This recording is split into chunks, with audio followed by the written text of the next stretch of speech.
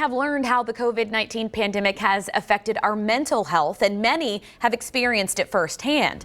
But what about our physical health? Alex Valverde tells us now about the link between how our body feels and how our mind feels, and how to approach changing our behavior in a positive way in this coronavirus coverage.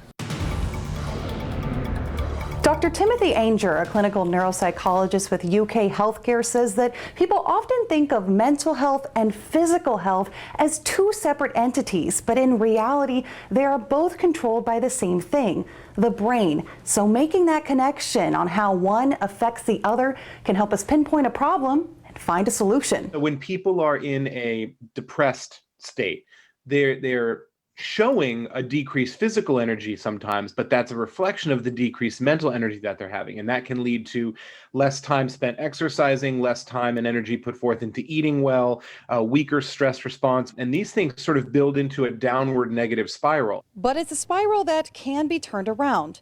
Let's look at some of the more obvious impacts first. A lack of energy leading to a lack of physical activity. This has been heightened by gym closures or the general fear of being exposed to the virus in a public place. The guidelines suggest that we should be active for about 150 minutes every week, which is about 2.5 hours of moderate activity. Dee Dlugansky with UK Sports Medicine Research Institute says this can be as simple as a brisk walk.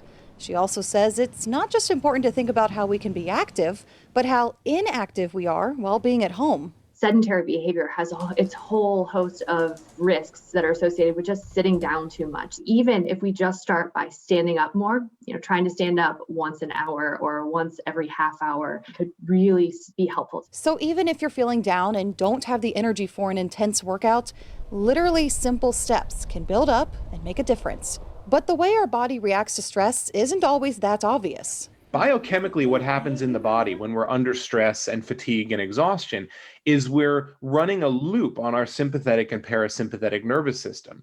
And it has this stress response of things that we want to happen when we're in high stress or tense environments. We want our pupils to dilate. We want our guts to inhibit digestion. Dr. Ainger says COVID fatigue has put many of us in a prolonged state of stress, making the body's reactions occur over a long period of time.